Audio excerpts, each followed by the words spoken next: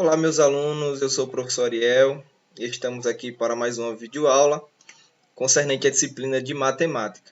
E na aula de hoje nós vamos fazer uma espécie de revisão concernente aos conteúdos que vocês viram no ano passado, tá bom?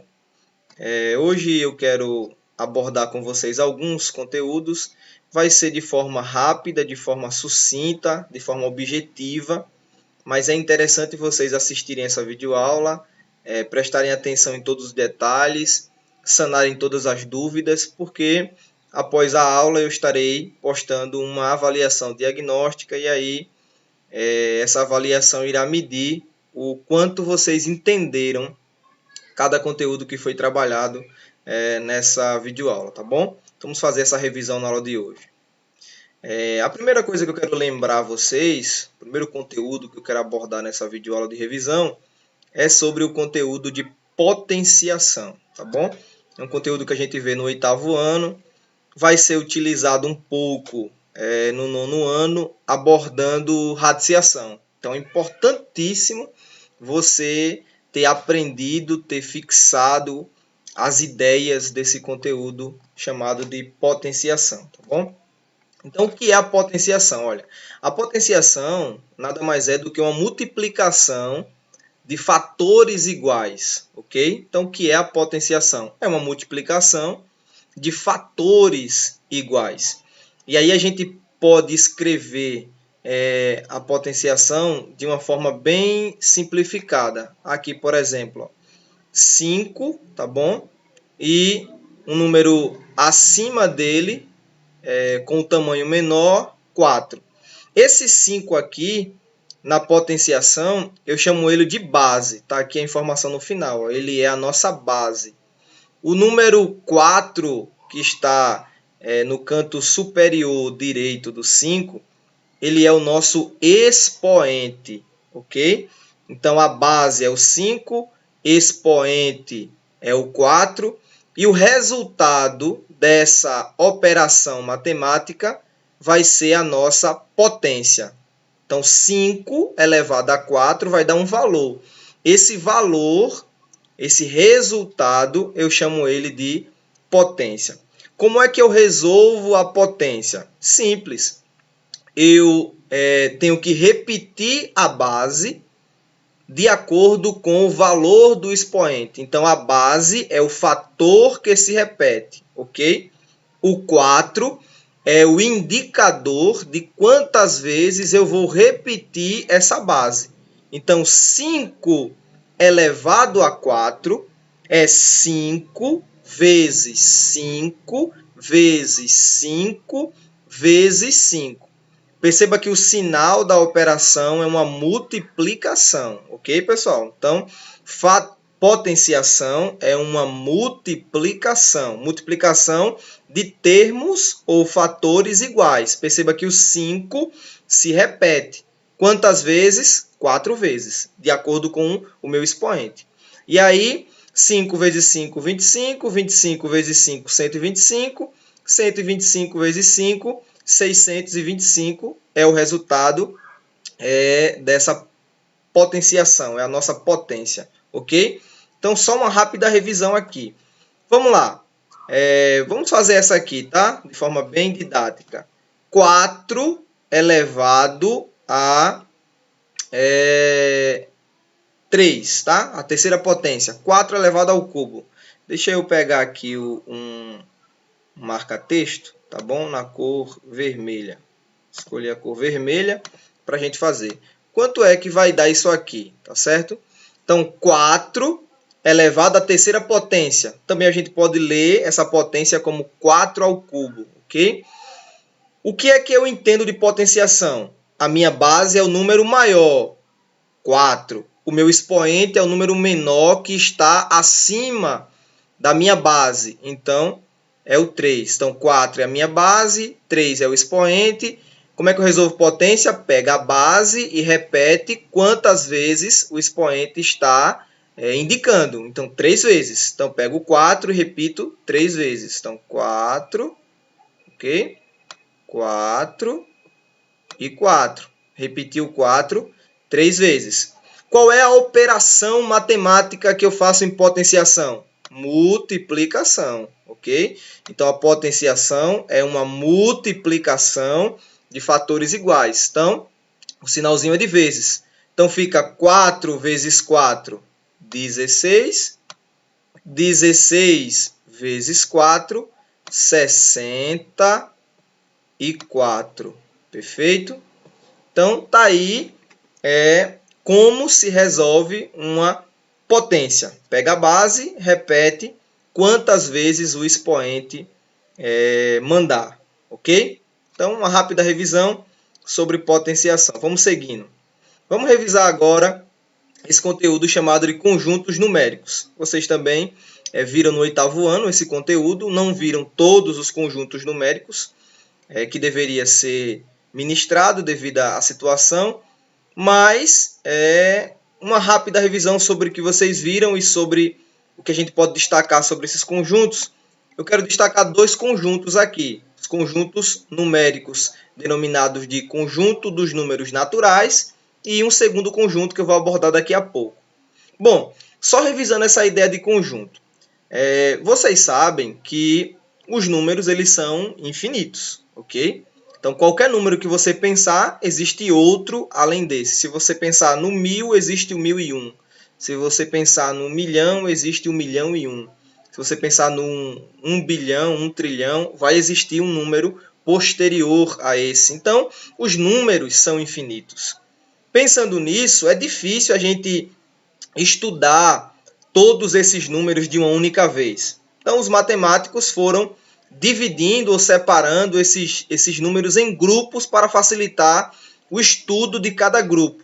O primeiro grupo que surgiu é o grupo dos naturais. Então, que grupo é esse? Quais são os números que estão inseridos nesse grupo por nome de naturais? Os números que ocupam esse conjunto, chamado de conjunto dos naturais, são os números positivos, a começar do zero. Então, todos os números positivos que começam a partir, no caso, do zero, estão entre o conjunto dos números naturais. Se ele está no conjunto dos números naturais, isso implica dizer que ele é um número natural. Por exemplo, o 0 é um número natural, o 1, o 2, o 3, o 4, o 5 e assim por diante, tá bom? Então, se eu perguntar o 50 é um número natural? É. Por que o 50 é um número natural? Primeiro, 50 é positivo, ok? E segundo, o 50 aparece na sequência dos números naturais. Perceba que aqui é uma reticência, quer dizer que essa sequência está continuando, ok? Ela não para no 6. É uma sequência infinita, que começa no 0, tem início, mas não tem fim. Perceba que se eu perguntar, o 51 é um número natural? É, porque ele vai aparecer nessa sequência de forma bem gradativa, natural, ok? Então, o que é o conjunto dos números naturais? É um conjunto que só tem números positivos e esse conjunto, o primeiro elemento dele é o zero. Eu posso formar subconjuntos dentro desse conjunto. O que é um subconjunto, professor? É um conjunto dentro de um conjunto, tá bom? Só para vocês fixarem essa ideia. Por exemplo, ó, eu tenho aqui essa bola, vai representar o conjunto dos números naturais. Como vocês viram ali, é representado pela letra N, tá bom? Então, essa bola aqui representa o conjunto dos números naturais. Mas eu posso ter subconjuntos dentro desse próprio conjunto, ok? Então, eu posso ter aqui subconjuntos, ou seja, um conjunto menor dentro do conjunto maior, ok? Então, isso eu chamo de subconjunto. Então, aqui, ó, a bolinha verde e a bolinha amarela são subconjuntos da bolinha vermelha, ok? Então, essa é a definição de subconjuntos. O que é um subconjunto dos naturais? Eu posso destacar 3 aqui, ó. Primeiro subconjunto dos naturais, o N com um asterisco aqui em cima, ó. Estão percebendo? Então, esse asterisco aqui indica que o elemento 0 não está nesse subconjunto. Então, o conjunto n asterisco são todos os números naturais, todos, menos o zero, sem o zero, com exceção ao zero. Perceba que o n é o conjunto dos naturais que começa no zero e vai até o infinito. São todos os números positivos que começam no zero. Percebem isso? O conjunto n asterisco, ó só, observem isso, tá? Preste atenção. N asterisco é o conjunto de números que são positivos também. Então, é um subconjunto dos naturais, ou seja, está aqui dentro, tá bom? Só que ele não tem o elemento zero. É um subconjunto que começa no 1 e vai até o infinito. Percebem isso? Eu posso também fazer outro subconjunto dentro do conjunto N, que é o subconjunto dos pares. Perceba, eu posso fazer uma sequência, formar uma sequência de números só com os números pares, positivos e pares. Ó, o 0, o 2, o 4, o 6, o 8, o 10, o 12, o 14 e assim por diante. Perceba que todos esses números também fazem parte dos naturais. Só que aqui nesse conjunto só tem os pares. Então, isso indica dizer que ele é um subconjunto do conjunto dos naturais. Eu posso também formar um subconjunto com os números ímpares. 1, 3, 5, 7, 9, 11, 13, 15, 17, 19 e assim por diante, tá bom?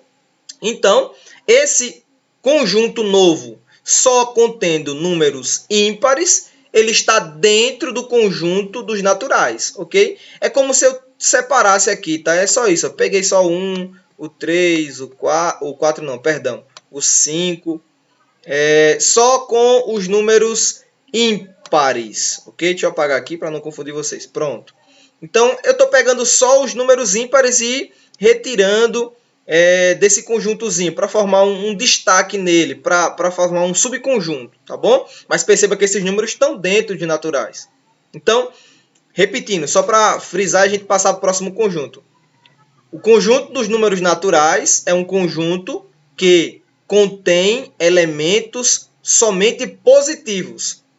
Esses elementos positivos têm um início, zero, número zero, porém não tem um final, tá bom? É infinito esse conjunto, mas começa no zero, tem início e não tem fim, perfeito?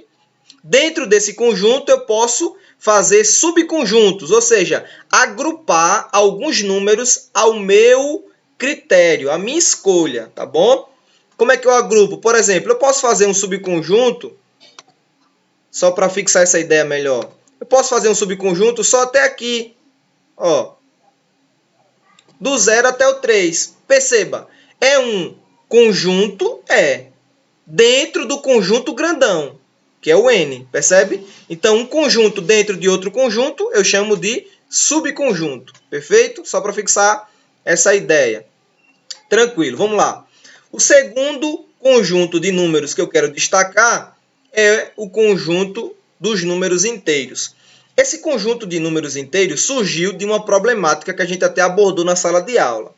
Perceba que no conjunto dos números naturais, que são os números positivos começando no zero, eu posso fazer qualquer operação de soma que dá certo, que continua com uma resposta sendo um número natural. Vou dar um exemplo aqui, tá? No cantinho da tela. 2 é um número natural. A gente já viu lá que ele aparece na sequência, não é isso? Dos números naturais. É um número positivo. Então, é um número natural. 2 mais 3. Quanto é 2 mais 3, pessoal? 2 mais 3 é o número 5. Então, 2 mais 3 dá 5. Perceba, eu estou somando um número natural, que é 2, mais um número natural, que é o 3. E o resultado dá um número natural, que é o 5. Percebem isso? Tranquilo? Então, qualquer número natural somado a outro número natural vai dar um número natural. A resposta será um número natural. Perfeito? Essa ideia fica bem clara, né? Bem fixada e visível. Porém, percebeu-se que eu não posso fazer todas as subtrações no conjunto dos naturais. Perceba o seguinte, ó. Se eu mudar a operação, 2 menos 3. Olha só.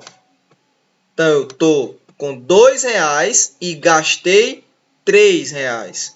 E aí? Qual é a resposta dessa expressão numérica aqui? Qual é a resposta? Tenho 2, tiro 3, fica quanto? Menos 1. Perfeito, menos 1. Então, 2 menos 3, menos 1. Só que tem um problema. Menos 1 é um número negativo. Sendo um número negativo, ele não está dentro do conjunto dos naturais, porque o conjunto dos naturais é um conjunto que só tem elementos positivos. Então, o menos 1 é um número que não está dentro desse conjunto dos naturais. Então, surgiu um outro conjunto, o conjunto dos números inteiros. E esse conjunto dos números inteiros, ele consegue comportar todos os números negativos e todos os números positivos. Então, percebam isso, tá? Atentem para isso. O que é o conjunto dos números inteiros? É o conjunto que possui elementos negativos e positivos. Então, o conjunto dos números inteiros, ele nem tem início, tá bom? E nem tem fim. Por quê? Porque ele é do menos infinito, ou seja, todos os números negativos que você pensar estão dentro do conjunto dos inteiros. E ele vai até mais o infinito. O que é mais o infinito? Quer dizer, todos os números positivos que você pensar também estão dentro desse conjunto dos inteiros. Esse conjunto dos inteiros também vai ter subconjuntos, perfeito? Então, perceba, o Z com asterisco. Inteiros, lembrando, só para reforçar, o conjunto dos números inteiros ele é representado pela letra Z, tá bom? Só para eu não esquecer dessa informação. O Z asterisco, ó. O Z asterisco é a mesma definição do que a gente aprendeu com N asterisco. São todos os números do conjunto, todos os elementos, sem o zero. Então, perceba, ó, o conjunto dos números inteiros original, vou chamar assim, tá? Ele tem o zero. Ele vai de menos o infinito, passa pelo zero e vai até o mais infinito. O conjunto do Z asterisco, ele não possui o zero. Perceba, menos 2, menos 1 já pula para o 1, tá vendo? Então, o asterisco significa que o elemento zero não está nele, ok? É um subconjunto, ou seja, é um conjunto dentro de um conjunto. Eu posso também separar aqui como os inteiros não negativos sem o zero. Perceba, Z mais quer dizer só elementos positivos, com exceção do zero. Ó. Então, 1, 2, 3, 4, 5 também é um subconjunto. E eu posso também fazer o Z mais, o Z menos, perdão, asterisco. Z menos asterisco. São todos os números não positivos, com exceção ao zero também. Então, ó, perceba, menos 4, menos 3, menos 2, menos 1. Então, são um subconjunto. Mas o importante é entender a definição. Entendendo isso, a gente consegue compreender esse diagrama aqui. Ó. Perceba, o conjunto dos números naturais, quem são eles? 0, 1, 2, 3, 4 e assim por diante. Então, perceba que dentro do conjunto dos inteiros, o conjunto dos números naturais aparece. Isso implica dizer que o conjunto dos inteiros são o conjunto que comporta os números negativos e os números positivos. E os números positivos nada mais é do que o conjunto dos números naturais. Isso implica dizer que N, tá bom? N está contido em Z. O que é estar contido? O conjunto dos números naturais está dentro do conjunto dos números inteiros, porque o conjunto dos números inteiros são os números negativos e positivos. O conjunto dos números naturais são só os positivos. Então, isso implica dizer que Z é maior do que N e N está dentro de Z. Perfeito? Só para fixar essa ideia. Revisãozinha básica de conjuntos numéricos, eu quero destacar só esses dois, tá bom? Vamos lá, revisando agora expressões algébricas. Eu sei que está muita informação, mas é de forma rápida, tá bom? Vocês vão conseguir absorver de forma bem tranquila. O que é uma expressão algébrica? A gente costuma ver no 7º ano, no finalzinho do 6º, início do 7º ano, a gente dá uma revisão sobre isso com expressões numéricas. Ou seja, são operações matemáticas que só têm números. Expressões algébricas são operações matemáticas que, além dos números, vai ter e vai aparecer também letras do nosso alfabeto. Então, perceba, 5x mais 9, eu percebo visualmente que aparece número 5 e 9, perfeito? Eu sei que isso é uma operação matemática porque aparece um sinal da matemática, o sinal de mais, mas além do número e do sinal da matemática, aparece também uma letra, o x.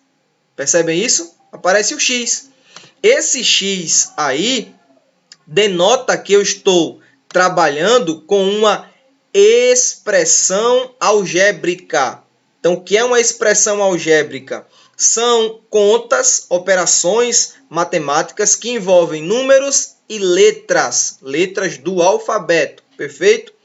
Eu vou determinar o valor de uma expressão algébrica quando a questão me informar quanto vale essa letra, ok? Eu chamo essa letra de incógnita.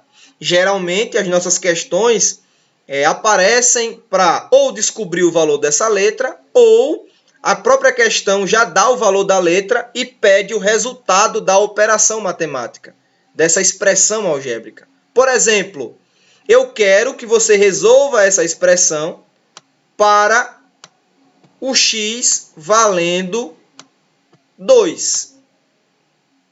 Então, eu tenho essa expressão, 5x mais 9, e eu quero o valor numérico dessa expressão, sendo que no lugar do x, você vai colocar o número 2.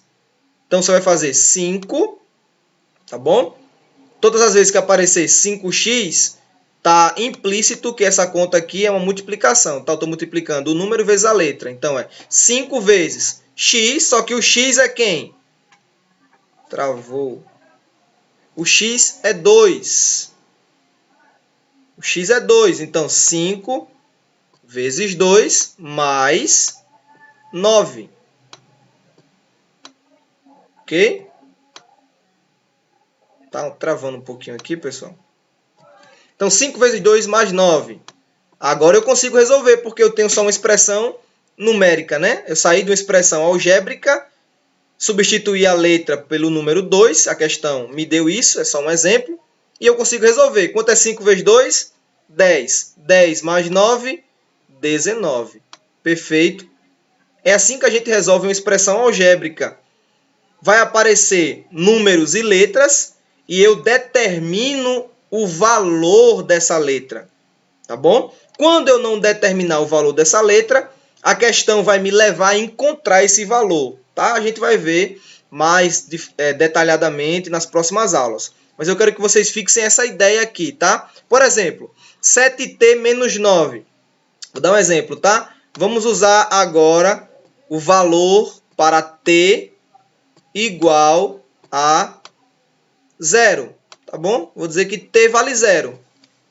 Então, a minha conta fica 7 vezes, no lugar do t, eu dei o valor dele, ó, o valor 0. Então, eu coloco 0 menos 9. Tá bom? Então, tá aí. Eu saí de uma expressão algébrica para uma expressão numérica. Consigo resolver tranquilamente. Quanto é 7 vezes 0? 0. Menos 9, então o resultado é menos 9. 0 menos 9 é menos 9. Perfeito? Tranquilo? Então é assim que a gente vai resolver as expressões algébricas. Vamos lá, vamos encerrar a aula de hoje com esse conteúdo aí, porcentagem, tá bom? Então, porcentagem ela é uma razão entre dois números, com o denominador 100. Ou seja, quando eu trabalho com porcentagem, eu estou falando de uma fração centesimal. Por isso que aparece essa expressão por cento aqui, tá? Porque é uma divisão por 100. Vamos dar dois exemplos aqui, ó. 35%. Esse símbolo aqui, ó, de porcentagem implica dizer que eu estou trabalhando com uma divisão por 100. Então, 35% é pegar o número 35 e dividir para 100. Perfeito? 180% é 180 dividido para 100. Ok? Então, tanto vale a ida, só colocando esse setinho aqui, ó. Tanto vale a ida, 35% é 35 dividido por 100, como também vale a volta, tá, pessoal? 35 dividido por 100 implica dizer que é 35%. Tranquilo? Então, porcentagem é uma divisão por 100. Se você vê, por exemplo, 3%, então você já sabe. 3%, tá travando um pouco. 3% é a mesma coisa que pegar o 3 e dividir para 100. Perfeito? Então, 3% é pegar o 3 e dividir para 100. E também vale a volta, tá?